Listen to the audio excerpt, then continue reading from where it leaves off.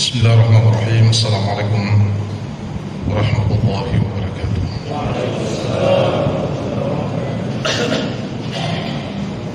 Alhamdulillah nahmaduhu wa nasta'inuhu wa nastaghfiruh. Wa na'udzu billahi min shururi anfusina wa sayyiati a'malina.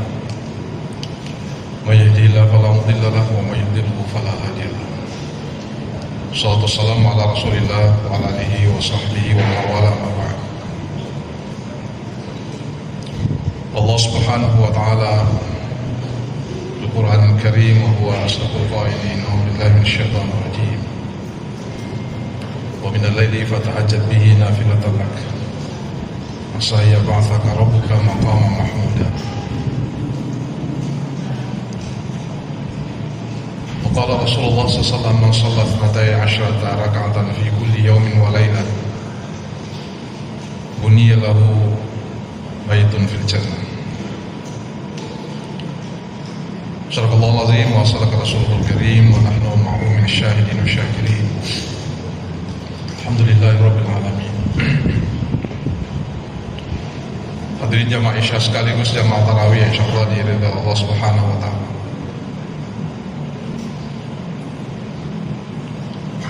Ada seorang Arab Badui yang di dalam Al-Quran itu biasa disebut sebagai Al-Arab, yaitu Arab nomad yang akhlaknya masih memiliki akhlak jahiliyah, keras, kasar, bengis. Pengetahuan keagamaannya itu masih sangat rendah. Kemudian pemahamannya terhadap teks-teks agama itu biasanya masih sangat tekstual. Itu mendatangi Rasulullah SAW. Kemudian beliau mengatakan, "Ya Muhammad." Ini dari awal saja dia mengatakan "Ya Muhammad", dia tidak mengatakan "Ya Rasulullah". Sementara jangankan manusia, malaikat, Allah pun tidak pernah menyebut nama Nabi itu atau memanggil Nabi itu dengan namanya. Coba kita buka dalam Al-Quran itu 5 kali Allah menyebut nama Rasulullah. 1 dengan nama Ahmad, 4 kali dengan nama Muhammad. Itu bukan dalam bentuk khitab, itu bukan dalam bentuk memanggil, menyeru. Wa ma Muhammadun illa rasul, Muhammadun Rasulullah, dan seterusnya ya. Itu bukan dalam bentuk memanggil. Sangat berbeda ketika Allah menyapa para nabi yang lain. Ya Adam uskun anta wa zawjukal jannah, itu langsung menyebut Adam. Apalagi kita manusia, kita umat Islam. Tapi karena mereka ini orang-orang Arab Badui ini, orang nomad ini masih memiliki perilaku jahiliyah, itu tidak menyapa Nabi dengan menyebut posisi Rasulullah sebagai Nabi dan Rasul.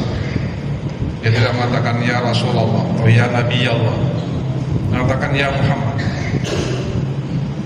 Apakah Nabi marah? Tentu tidak, karena Nabi faham orang ini baru saja memeluk Islam.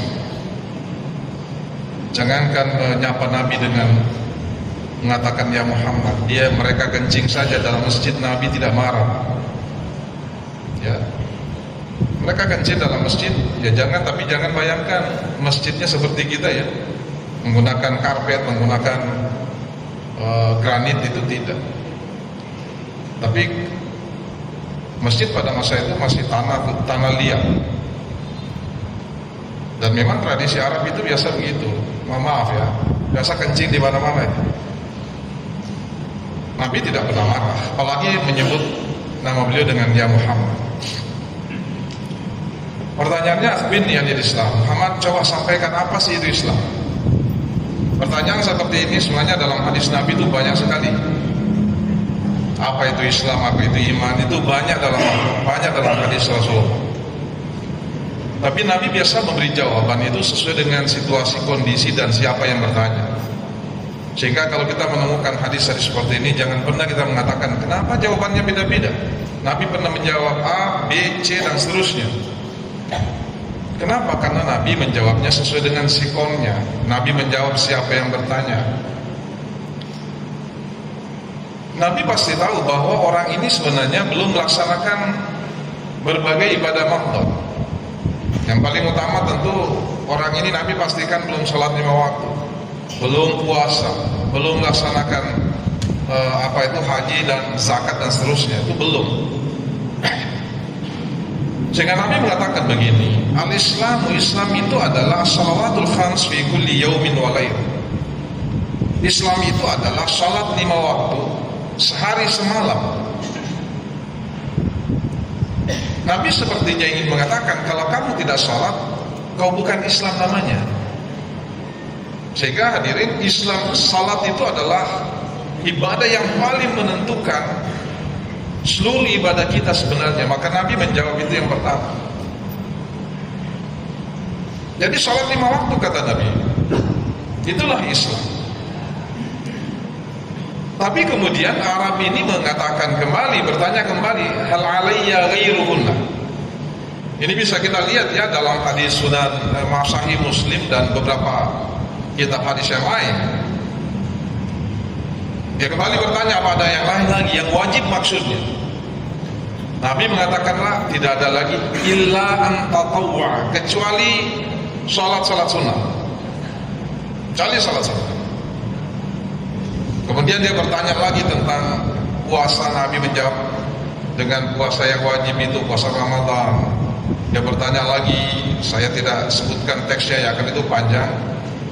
Nabi menjawabnya, mereka bertanya, orang itu bertanya, apa masih ada yang lain selain puasa Ramadan? Nabi mengatakan tidak ada kecuali puasa-puasa sunnah. Nabi kemudian menyebut lagi tentang zakat. Dia mengatakan, apa ada lagi zakat yang lain yang wajib? Nabi mengatakan tidak ada kecuali yang sunnah. Kemudian orang itu pergi dan kemudian mengatakan, la azidu wa la anqus, saya tidak mau tambah lagi, tapi saya tidak pernah lagi mau mengurangi ibadah saya. Cukup yang wajib saja saya melaksanakan, tidak mau saya melaksanakan yang sunnah. Kata Rasulullah dalam ujung hadis itu, qad aflaha in shadaqa, orang ini betul-betul akan beruntung hidupnya. Tentu maksudnya bukan hanya di dunia ya, bukan hanya di akhirat ya, tapi di dunia juga, apalagi di akhirat. Kalau betul apa yang dia katakan itu, hanya melaksanakan yang wajib saja. Tapi hadirin jamaah Isya yang saya muliakan, sekalipun Rasulullah mengatakan yang penting kita sudah melaksanakan yang wajib, ternyata dalam berbagai riwayat yang diterima oleh Allah Subhanahu wa taala itu adalah ibadah wajib kita. Maaf, yang diterima oleh Allah itu adalah ibadah yang sempurna. Kalau ada ibadah kita yang tidak sempurna, Allah tidak menerima itu. Kenapa? Karena Allah itu maha sempurna kan. Dia tidak akan menerima kalau kurang. Sementara tidak ada ibadah kita itu yang sempurna. Coba periksa diri kita ketika kita tadi salat Isya. Apakah kita yakin salat kita itu sempurna 100%? Pasti semua kita mengatakan, wah tidak sempurna kayaknya. Masih banyak yang lain yang saya ingat. Ibadah saya, salat saya tadi tidak khusyuk. Palingan 50%, 60%. Jawaban kita bisa jadi begitu hadirinnya. Sementara saya ulang kembali bahwa ibadah wajib itu yang diterima oleh Allah yang sempurna. Tentunya ada landasan normatifnya ya, ada landasan teologisnya, ada landasan hukumnya. Ada sebuah hadis qudsi yang saya kira ini hadis yang sangat populer. Allah Subhanahu wa taala berfirman seperti yang disabdakan oleh Rasulullah, ini namanya hadis qudsi. Allah mengatakan begini, awwalu ma yuhasabu bihil 'abd yaumal qiyamah shalah. Yang paling pertama dihisab oleh Allah nanti di akhirat itu adalah salat kita. Fa iza saluhat saluha sa'iru 'amali. Kalau salat kita itu baik, maka dipastikan seluruh amal ibadah kita yang lain itu baik. Kenapa? Karena jangankan ibadah yang lain, perilaku kita itu sangat ditentukan oleh salat. Sehingga Al-Imam Al-Hasan Al-Basri pernah mengatakan begini, apabila ada orang yang salat tapi kemudian perilaku kesehariannya itu masih jelek, maka sebenarnya orang itu belum salat. Itu pendapatnya Hasan Al-Basri, seorang sufi besar. Saya lanjutkan hadis tadi. Wa idza fasadat, kalau salatnya jelek, fasada sairu amali, maka dipastikan seluruh salat ibadahnya yang lain itu jelek. Ya, seluruh ibadahnya yang lain itu jelek. Kemudian Allah mengatakan lanjutan dari hadis ini, unzur ila salati abdi, coba periksa salat hamba saya. Maksudnya salat wajib saya, salat wajib hamba saya, coba periksa dulu. Idza kanat naqisah, kalau ada kekurangannya. Allah ketika menyebut begitu pasti dia tahu bahwa semua ada kurangnya. Idza kanat naqisah, maka kemudian salat-salat sunnah itu berfungsi menyempurnakan ibadah wajib kita, salat wajib kita. Salat sunnah ini penyempurna. Salah satu tujuan utamanya seperti itu, ya, menyempurnakan kekurangan salat wajib. Ketika awal surah Al-Mu'minun, qad aflahal mu'minun alladzina hum fi salatihim khashi'un, itu turun, Rasulullah kemudian mengatakan, kan gini, ketika ayat itu turun, sahabat itu biasa salat itu memandang ke atas itu. Apalagi kalau malam, salat Allahu Akbar itu banyak yang melihat-lihat, atau mungkin ada sahabat yang selalu lihat ke atas. Kenapa? Karena masjid di awal Islam itu, di masa Nabi kan tidak ada atapnya, maka dia mandang saja. Masjid Haram itu kan sekeliling Ka'bah kan tidak ada atapnya. Ya seperti itu gambarannya. Mereka sholat dia lihat, luar biasa bintang di atas. Maka turun ayat itu seperti menegur, kalau kamu melihat sana itu artinya sholatmu pasti tidak khusyuk. Nah, banyak sekali hari ini pas sementara sholat, HP-nya berdering, atau ada WA-nya, dia buka-buka dulu siapa yang kirim WA. Ini terjadi di depan Ka'bah itu, bukan hanya di Indonesia. Depan Ka'bah punya Jamil. Untung dia tidak jawab. Ini pasti tidak khusyuk sholatnya. Maka Nabi sudah mengatakan begini, siapa di antara kalian yang bisa sholat itu betul-betul khusyuknya 100%? Ada dua sahabat yang memang dianggap paling baik sholatnya, tidak ada tandingannya, Ali bin Abi Thalib dan Jabir bin Abdullah. Dia mengatakan, saya sanggup. Coba sholat dulu deh. Karena Nabi kan bisa mengetahui isi hati seseorang, ya. Kenapa bisa? Informasinya dari Jibril. Ya, banyak sekali itu hal ini mukjizat Rasul. Dia sholat, menjalan dia salam, kemudian dia ingat sesuatu ternyata. Yang dia ingat itu adalah hadiah yang dijanjikan oleh Rasulullah. Wah, dapat Mika surbannya Rasulullah ini, karena Nabi mengatakan, kalau bisa khusyuknya 100% saya kasih ke surban saya. Dapatkah surbannya? Kan berapa harganya surban? Tapi ini kan hadiah dari Nabi, Pak. Luar biasa besar harganya. Kalau masa Islam itu jangankan surban, rambut Nabi saja itu luar biasa harganya, kan? Yes. Apalagi benda-benda yang dicinta oleh Rasulullah. Nah, karena ibadah kita ini tidak ada yang sempurna, maka kemudian kata Allah, yang menyempurnakan ibadah wajib kita itu adalah ibadah sunnah. Maka jangan pernah kita memandang ibadah-ibadah sunnah kita. Dan ternyata seluruh ibadah mahdhah, yang disebut dengan ibadah mahdhah, itu ibadah murni, ya. Salat, puasa, zakat, itu kan tidak boleh diubah-ubah itu. Tidak boleh dirubah, ya. Salat isya, kalau begitu tambah jadi 5 rakaat, tidak boleh. Atau kurangi jadi 3, nggak bisa. Kenapa? Karena ini mahdhah namanya. Mahdhah itu artinya murni. Beda kalau ibadah ghairul mahdhah, sedekah, berinfak, berzakat, itu boleh diubah itu. Bagaimana bentuknya berinfak, terserah. Nah, boleh. Jadi kita sekarang ini beribadah mahdhah. Apakah kita mau santai-santai duduknya atau mau kemudian terserah. Karena kenapa? Itu ibadah mahdhah. Apa ibadah ghairul mahdhah? Tapi ibadah mahdhah nggak boleh dirubah. Ya. Makanya ya ibadah sunnah ini jauh lebih banyak dari ibadah wajib. Coba kita hitung itu. Salat rawatib yang kita lakukan sebelum dan sesudah salat wajib, jumlahnya itu minimal 12. Minimal 12, itu angka minimalnya ya, bukan 12 saja. Tidak, minimal 12. Karena bisa jadi sampai 12 tambah 6 tambah 2 lagi tambah 2, itu bisa jadi 22 rakaat salat sunnah rawatib. Kan satu-satunya yang diperdebatkan oleh ulama kita adalah salat sunnah qabla maghrib. Salat sunnah sebelum maghrib itu jadi ikhtilaf ulama. Nah, tapi yang paling minim, yang paling sedikit itu kata Nabi 12 rakaat. Dan Nabi mengatakan siapa yang melaksanakan salat sunnah 12 rakaat sehari semalam, dia akan dibangunkan istana di surga. Hadis ini hadis sahih. Kalau hadis sahih itu tidak terbantahkan ya, karena itu sumbernya valid, pasti sumbernya dari Rasulullah. Tidak ada keraguan itu.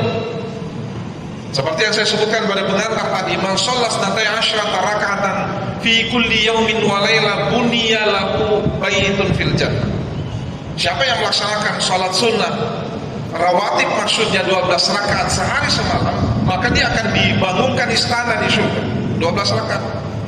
Sudah Isya 2 rakaat, ya kan? Tidak menyebut sebelum Isya kan? Sesudah Isya. Maka jangan heran kalau ada orang yang tidak salat sunnah sebelum Isya. Kenapa? Karena tidak ada Nabi menyebut itu sebelum Isya itu rawatib. Ada benarnya, tapi tidak selamanya benar. Ya, sebelum subuh, sebelum dan sesudah asar duhur, sebelum asar, apa lagi? Sebelum Isya ya, itu 12 semua itu. Kata Nabi, siapa yang melihara ini akan dibangunkan istana di surga. Kata Ummu Habibah, ini istri Rasulullah yang menerima hadis ini, beliau mengatakan, ma taraktuhunna munzu sami'tuhunna min Rasulillah SAW. Saya tidak pernah meninggalkan lagi 12 rakaat itu yang minimal sejak saya mendengarkan dari Rasulullah SAW. Karena sahabat begitu hadirinnya. Apalagi Ummu Habibah. Ummu Habibah ini adalah istri Nabi yang paling hebat ibadahnya. Tidak ada yang kalahkan itu. Dari sekian banyak istri Nabi, Ummu Habibah lah yang paling kuat beribadah.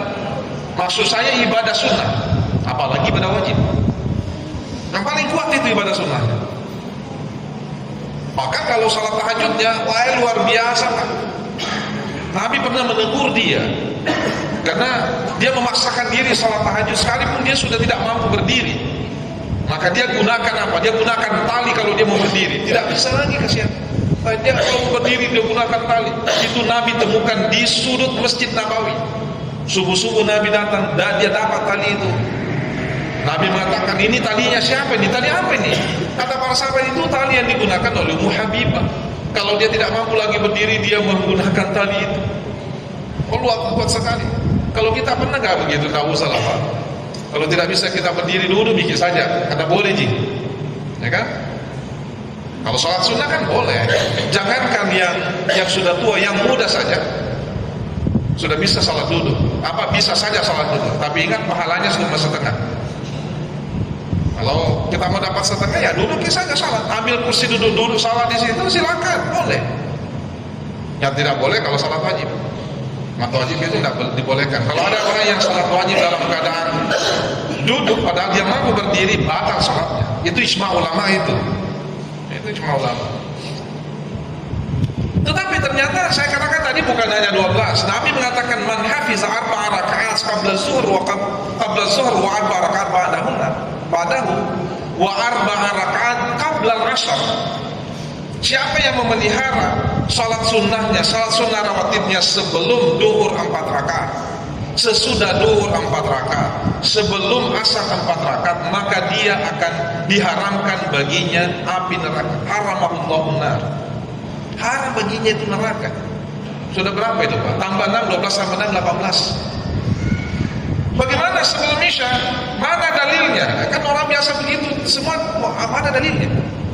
Ya kalau ibadah, hadirin, ya ibadah mata yang tidak boleh memang dilakukan kalau tidak ada dalilnya. Dan dalilnya pun harus sahih. Tidak boleh itu menggunakan hadis dhaif ya. Cuma kalau seperti kita kan tidak tahu yang mana dhaif, yang mana sahih kan? Yang mana lemah, yang mana kuat? Apa yang digunakan oleh ulama itu? Nabi pernah mengatakan bainal azanain shalah, antara azan dan iqamah. Jadi iqamah juga itu bahasa Arabnya, selain iqamah itu azan juga. Yang namanya azan itu Pak, memanggil. Nah, qamat itu kan memanggil, cuma beda. Satu memanggil belum pasti mau dilakukan salat, belum, masih ada waktu sesudahnya. Kalau iqamah sudah pasti mau salat, tidak ada lagi kegiatan sesudah qamat. Maka bahasanya qamat itu qad qamatis shalah. Betul-betul salat sudah mau dilaksanakan. Beda itu kalau apa ya? Beda itu kalau azan. Hayya 'alas shalah, hayya 'alal falah, kan gitu ya. Ayo pergi salat. Tapi kalau iqamah qad qamatis shalah, sudah mau dilakukan salat sekarang. Datang iki. Jangan tunda waktu. Ya. Tapi kan biasa kita begitu, qamat baru lagi. Apalagi kalau dekat rumah. Masjid itu dekat rumah, kan teorinya begitu. Semakin dekat rumah, semakin terlambat biasa kita ke masjid, Pak. Itu teori umum itu. Bukan hanya sekarang, sejak dulu begitu, sejak masa Nabi. Ternyata sahabat yang paling awal datang ke masjid itu pada masa Nabi adalah sahabat yang paling jauh rumahnya. Wah, dia pakai apa yang melintasi gunung, bukit itu, lembah, tapi dia terus yang paling pertama datang ke masjid. Ya, maka pada ditanya, kan ini orang miskin kasihan, tua lagi. Abu Ayyub mengatakan, dia jual sebagian hartamu, beli kok, kalau mungkin sekarang kita beli kok motor, atau paling tidak beli sepeda, supaya kau tidak kena terik matahari. Dia mengatakan, tidak mau saya. Kenapa? Karena saya mau semua langkah saya dapat pahala, setiap langkah saya dapat pengampunan dosa, setiap langkah saya ditinggikan derajat saya oleh Allah. Orang tidak percaya sama banyak sekali dan dapat itu setiap langkahnya. Kali bawalah ke Rasulullah.